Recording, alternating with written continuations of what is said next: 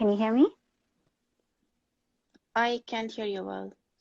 Our guest from Gaza, Layan, I think she's having a bit of an internet problem. But Layan, if you can hear us, first of all, I'm glad you're okay. I know you've had a very difficult night. And my other guest is Hiba. Welcome, Hiba. Okay. Hiba is based in Haifa. And we've got Layan back, I think, hopefully. As everybody here might know by now, Israel has been bombarding the Gaza Strip for days. The death toll keeps rising now. It stands at 158 dead, including 43 children at least. And in Haifa, the situation is very difficult, and obviously also in Jerusalem, we know that this is where it all started. My guest from Jerusalem is unable to join us right now, it seems, but if he can, then we can speak to him later on down the line. But for now, we will be talking to Layan from Gaza and Hiba from Haifa about what's been happening in Palestine recently. Hiba, can you maybe tell our viewers and describe the situation in Haifa now? What's been happening? Yeah, sure. We as Palestinian Arabs in Haifa, we are being attacked. We are being threatened, not by the army or the police, but also from the people themselves. They are screaming death to Arabs. They are marking our houses so they can attack us. They are doing exactly what the Nazis did to them in the Crystal Night in 1938. Yeah, so they're basically trying to clear Haifa city and make it Arab free, because the sentence that they're saying right now is a good Arab is a dead Arab. Doesn't matter the religion, doesn't matter what's your political view, doesn't matter anything. As long as you're Arab, the good Arab is a dead Arab. So that's And basically what's been happening. just to clarify to our viewers, obviously you're of Palestinian origin, but you carry an Israeli nationality.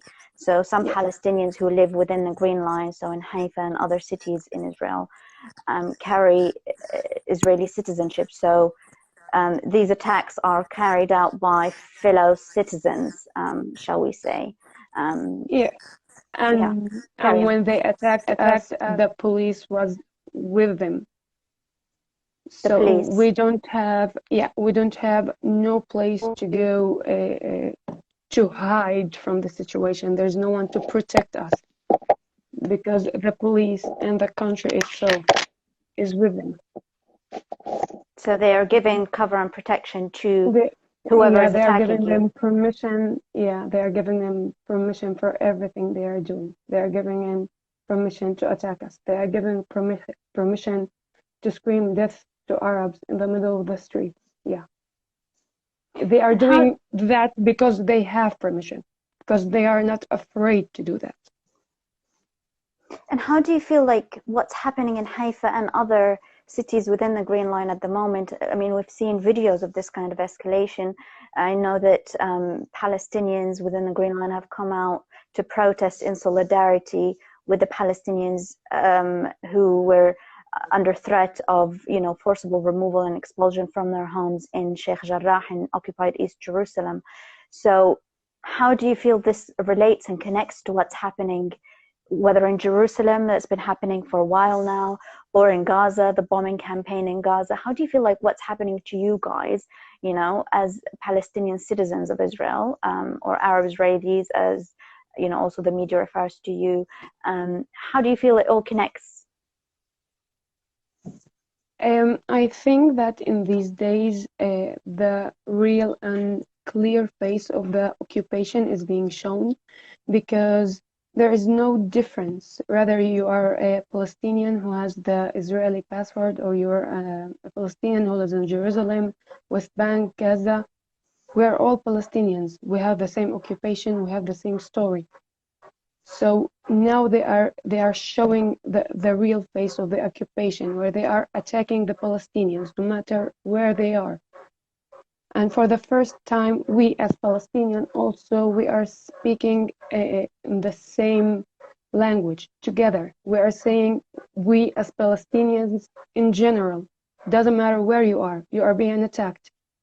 Even if you're a refugee outside of Palestine, doesn't matter where, in France, they are attacking you. Even if you're just writing on Instagram, they are attacking you. We are being attacked from everywhere. We're all connected because we all have the same occupation. We have the same story. We are living basically the same thing. And we've been, like, they have told us for years that we are not living the same. We've been told for years that here in Israel we're living fine, and they are giving us a right to vote, to eat, to live. But that's the basic human rights that Israel have to give it to the Palestinians if they live in the Green Line or in Gaza or in Jerusalem. That's not something that we should thank them. That's our basic human rights. So yeah, now it's showing that we are all Palestinians. We are all in the same story. There's no difference. I, the person who live in Haifa city, where my neighbors are Jewish, Russians, doesn't matter what, I have the Israeli passport, I'm being attacked. Maybe not bombed like Gaza, but I'm being attacked. Everyone is being attacked. There's no difference. Leanne, are you able to hear us now? Yeah, I do. Okay, that's good. First of all, I'm really glad that you are safe and sound this morning. Can you tell me about your night, or tell our viewers, because I spoke to you briefly last night, and you had your girls in your lap and they were shaking. So maybe describe to our viewers what was happening last night. Obviously, you've had a few days of heavy bombardment that you may want to talk about what you're going through. Yesterday night they were talking about ceasefire. So we here in Gaza we were like trying to catch our breath, and then like after 1 a.m. everything has went literally crazy. They have got insane bombing, targeting everything that they can see. Leanne, I think we've lost Leanne again. But back to you, Hiba. Can you tell me what you feel the future holds for the Palestinian as a whole, the Palestinian people as a whole? So for you as a Palestinian who lives within the Green Line and under the direct, rule of the Israeli government, but also as a Palestinian people altogether. I just want to say something, that we are being attacked also in our houses, not just on the street. Personally, they attacked me and my family while we are sitting on our balcony. They throw rocks at us while we're sitting at our houses. So it's not just the street. Our houses also are not safe. We're being attacked in our houses. And what the future holds. And what do you do in this kind of situation if you can't go to the police because the police are giving them cover? The police was what are you with doing? them in the street. The police was with them in the street. So what do you do in this kind of situation? What do you do? We actually have nothing to do. We just try to be safe, and we try to take videos as much as possible to show to the world. Maybe, I don't know, something could happen. But we have no one to go to. No one. The police and the army was with them. When we do our protest in Haifa city, they throw bombs at us, the sound bombs. They have the horses. The horses run after us. They throw tear gas at us, even if just like a peaceful protesting in Haifa street. But when they went around in the street attacking us, marking our houses with the police and with the army, they didn't do anything. They didn't even say to them no, like don't throw tear gas at them. Just say no for the protocol. They didn't do anything. So we literally have no one to go to. And What the future holds, it's a very difficult question. We have no idea because now the police have been for 3 days going around Haifa arresting people from their houses. So we literally have no idea what the future holds for us. What Scary. are they they're arresting them on the grounds of what if they are being attacked? You were in the protest. You said something about the country. You are not safe. We just want to ask some questions. They don't have like a reasonable reason to come and take us, but they can. That's the problem. No one can say no to them. Yeah. They can, even if they don't have a reason. And that's what they did with multiple people in Haifa city. They arrested them for no reason. Yeah. Just because they're Palestinians, just because they are. Yeah. And in general, do you feel like, because obviously we hear a lot, especially now, the statements of world leaders and governments, they talk about Israel's right to self-defense, and that the issue with the Palestinians, especially Gaza, is that, you know, if Hamas stops throwing rockets, then Palestinians would be safe. How do you feel about that kind of rhetoric and that narrative? Do you feel like that's the main problem, that's the main obstacle? If Hamas, you know, disappears, Palestinians, you know, problem solved, Palestinians will be all right? No, as long as there is occupation, doesn't matter what leader we have as Palestinians, we're not safe and we're in the problem. We have no Hamas, we have no rockets, we have only ourselves. And you're still being targeted. It's not Hamas the problem. It's that you're a Palestinian, no matter who your leader is the problem. Yeah. I'm going to try to get Layan to join one last time, but I think if the internet is still getting disconnected. Hi, Layan. Hello again. Hi. Yeah, I realize the internet must be really terrible for you, and I completely understand that. You were talking about what you were going through last night. Yes, as I was saying, last night was a nightmare. After 1 a.m., the Israeli warcrafts were hovering heavily in the Gaza sky. Then at one moment, they were raiding like more 100 raids all over Gaza, from border to border. Every single house was a target. Every civilian was a target. We have been hearing sounds of bombing. We could not know the place or the direction the bombing was coming from, because literally it was coming from all directions. I have two daughters. They were shivering, they were shaking, they were sweating. They were wondering if they were going to die last night. They were asking me if dying does hurt, and they were asking me if this is going to stop. I had no answers. I did not know if we were going to survive the last night. There were more like 100 raids coming from everywhere. We thought that our houses are safe, and that the only thing that can make us safe is our rooftops. Actually, we have no shelters, we have no sirens. In Gaza, we have not no any need of protection. But what happened is that last night they were randomly bombing houses with civilians inside. Whole families were buried under rubble yesterday. And from 1 a.m. last night till now, people are still buried under the rubble.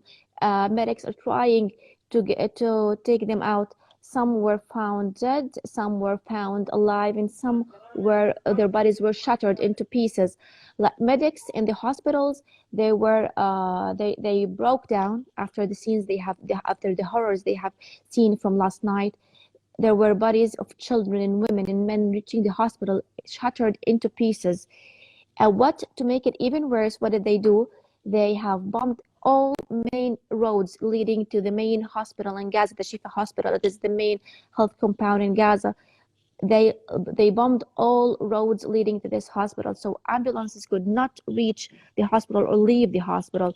Medics could not leave the hospital. It took a couple of hours till they could fix somehow the roads so the ambulances could get in and out. Until now, the medics are reporting screams coming from down the rubbles. That was not enough.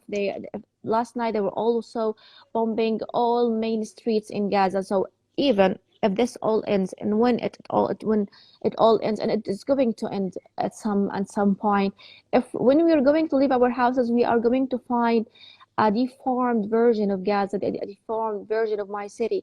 I'm not going to recognize the streets I've been walking on every day, the buildings, everything out there is a mess. Everything there is destroyed, destruction, the rubbles, the smoke, the sky is filled with the smoke, black smoke coming all from dawn. It keeps coming out from dawn to sunset. The situation here, how long or how more I describe it, or how more I try to paint a picture for you. It's literally this is no way to live. This is no way to raise our children. We're not no one here is safe, and they keep they targeting Hamas members. They're not. I can see that with my own eyes. They are not. They're targeting civilians, children, infants. They're targeting babies inside the wombs of their mothers. So no one here is safe. And for the excuses they're giving, or they try to give, that we are self-protecting ourselves. What kind of self-protect? They're going into massacres right now. I can hear some bombing. My daughter is shivering right now. So there is no self-defense. What they're doing here is a genocide. It's ethnic cleansing. It's anything that it's anything that against humanity. And if there were still human around the world, they must do something. They must stand in solidarity with Palestine and with Gaza. They're trying. We have been waiting for the international community to take action for 73 years. We have been waiting for the free voices around the world to change something. But for 73 years, not one Palestinian refugee have been restored. Not one person have returned to their homeland. For 73 years. Not a single inch of land was restored or reclaimed. On the other hand, they are still going of illegal settlements are still built all over Palestinian lands in the West Bank and Jerusalem. Palestinians, unarmed civilians in the West Bank and Jerusalem are being targeted and shot every day with cold blood. People at Sheikh Jarrah and many other places are being kicked out of their houses. They've been so settlers can stay in, and we're seeing that on the social media. It has been there was been live broadcasts for that. And if anyone is going to say this is an Israeli land, the documents, the identifications say otherwise. The monuments inside this ground, the bones that were found in inside this ground, it all says that this is Palestine, this Palestinian land. The monuments there said this is a Palestinian history that was in there. So no matter how they lie about this, the ownership of the land is ours, and how horrors they are going to make us see or live. No, we are going to still here. We're not going to leave our land. We're not going to give up. Someday, one day, this is all going to change. We're going to have our land back. They are going to be out of here. So I don't think that there is any worse that we can see from what we have seen last night. So far I have gone through 3 wars. This is the 4th. My 9 years old daughter Sama, she's 9 years old. She has been through 3 wars. This is the 4th. So I don't think that there is any more. I don't think that there is any more that we can, or there is more horrors that we can see than the ones we have seen. And despite all of that, I'm saying, and everyone here in Gaza saying, we're not leaving. The land is ours. We're not going to give up. And I've noticed, I've experienced myself cast lead in 2008, but I've not experienced the following wars. But what I've noticed is that the bombing, and especially of homes, intensifies throughout the night. how do you feel about that? Because it feels like during the day, obviously the bombing does continue, but it's a lot more sporadic. But it feels like throughout the night is when the more intense sort of bombing happens, and people wake up in the morning to look for, who's dead and who's alive. Entire families that we know have been buried, under the rubble overnight, and especially last night in Al-Wahda. I know that the last I checked this morning, they found 26 people dead and others are still missing under the rubble. So how do you feel about this bombing that happens during the night? Well, during the day, the day is like the sun can always make things seem better when there is a light. But during the day, they keep just targeting, as you said, the biggest residential buildings in Gaza, and sometimes they give them an evacuation notice, and sometimes they don't. This aggression has started with this chain of targeting civilian residential buildings as an aim to displace Palestinians or Gazans, because these buildings they house tons of families. These families now are in the streets, and for a Gazan to afford one house and lose it, they cannot afford another. It is so hard for Palestinians in Gaza to afford another house if they lost one. They spend their lifetime building and working to get a home for their family or for their children, and they just lose it in a blink of an eye. But as you said, yes, at night, because there is usually a cut of electricity, there is no enough power, because the Israeli side does not allow fuel to enter Gaza to light like the to light electricity in Gaza. So at night there is usually a cut of an electricity, so it is quiet, very quiet, and the sound of bombing like doubles, and it goes more intense, and there is not only the airstrikes that we can hear also the naval forces firing at the shores of Gaza, and there is also the artillery on borders being fired. So we can hear artillery, naval forces, airstrikes, and as a matter of fact, after a while you become like an expert in the sounds. You can differentiate between the sounds coming. This is no, this is the naval forces. No, this is a warship. No, this is an airstrike. You can differentiate the sounds of bombing after a while. And what happened yesterday at Al-Wahda Street? Al-Wahda Street is a main street in the middle of Gaza City, and it's it connects many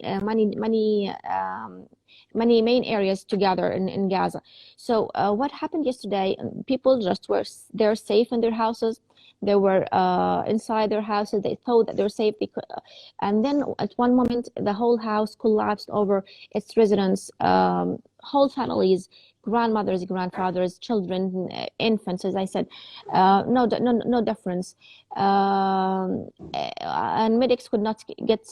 Medics are still till the moment trying to recover the bodies, or find rescue alive people. 27 so far have been 27 bodies were found, and the number is still summing up at from every moment. Nights are the heaviest in Gaza. Yes, when the night falls, I start to feel pain in my legs. I feel pain in my stomach.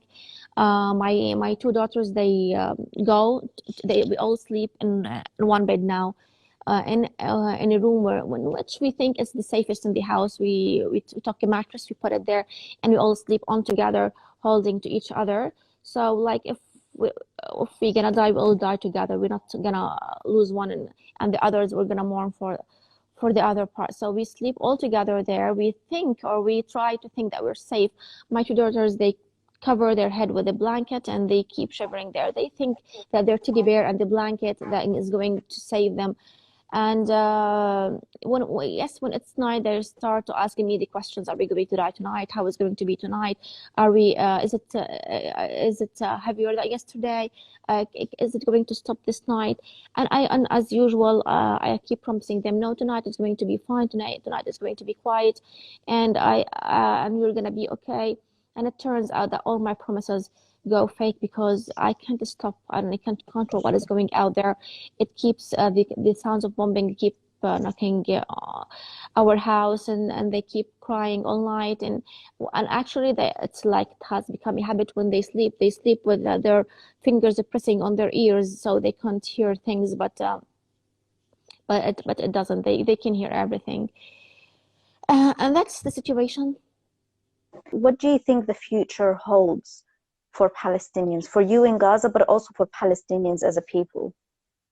Okay, before the previous wars, what's different this one from the others, that before the aggression, when the aggression was assaulted on Gaza, there was no like there was that the power of social media was not at its best, just like now. So what's happening now, the aggression over Gaza, we have the social media to record it all and to say it all to the other world. So in this time, I felt that the West, especially the West, their eyes are started to open. They're blind. The blinded media stream. They're trying to search for the truth. People, they're trying to find out what's really going on in Palestine, and they have they're standing more in solidarity with Gaza and Palestine as a whole. So no, my hopes for the future are actually bright.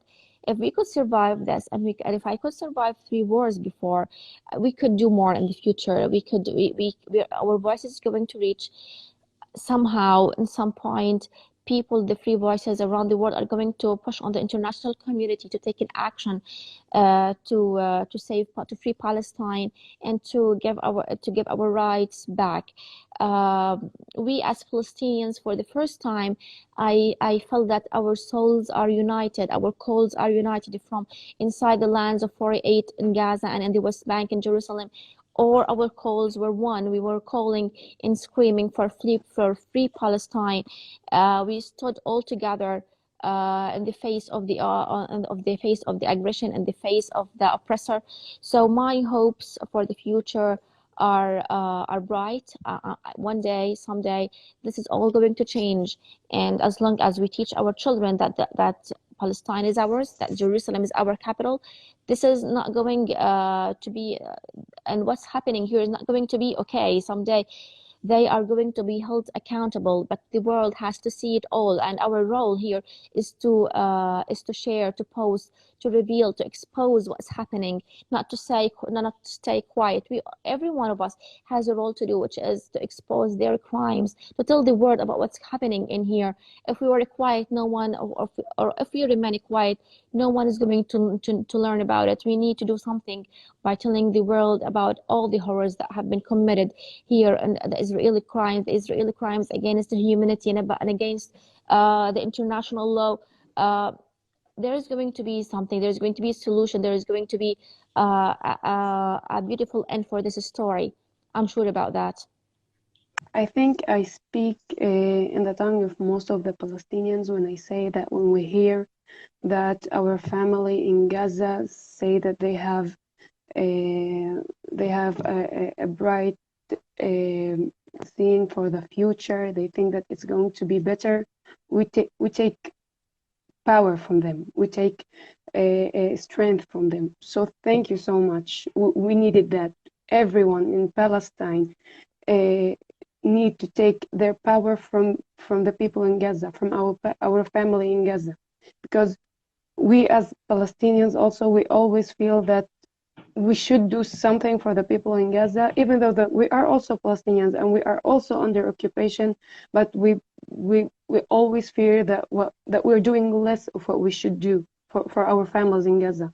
So when we see that they have hope, when we see that they can see a bright future, that's the most thing that give us power to continue. So really, thank you. And if you see a bright future, all Palestine is with you. We all see a bright future together as a unit. And just for you to know that when we saw you on TV demonstrating in the streets and doing something about Gaza, and when we felt that unity in our souls, that gave us also power. We felt one. So we could take more. We could take. They thought that they were going to break us, but when we saw this whole unity in Palestinian souls, no, we also took our power from you. So this is a common thing between us. Thank you. Thank you both for joining the live broadcast. I'm sure it's a difficult time for both of you, and I hope that you will remain safe. And to our viewers, also thank you for tuning in, and stay safe. Thank you. Bye.